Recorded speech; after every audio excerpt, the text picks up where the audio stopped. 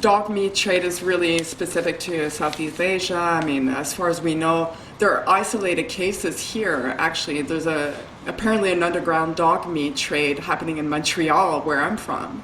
Hmm. And that's scary. I first learned about it through James Chai, who was on the podcast. I happen to know someone who knows the girl who uncovered this in Montreal, and she had video footage. She went to the SPCA, she went to the Hmm. police, and Yes. they've done nothing. Yep. Exactly. That's so you were talking about my dogs. So Yeah.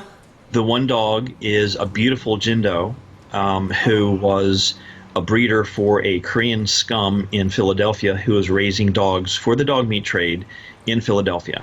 Wow. And people there had been fighting it for 20 years. The SPCA, the police, did nothing. They didn't care Literally. when they were pushed far enough or hard enough, they did take dogs away, but he kept doing it, and they knew about it. They knew exactly what he was doing. We finally got there were two dogs. One was a big male Jindo, and the people there named him Ying and Yang, Oh, and they finally pushed the SPCA hard enough that they took the dogs away for severe abuse and neglect.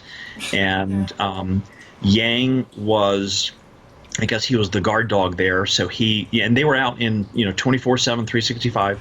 I know. Exposed to the elements like Yeah, they do in South Korea. Yeah. yeah. Other than when he brought them in to probably abuse them and starve them out of everybody's eyes. So the female Yang or Ying, I got.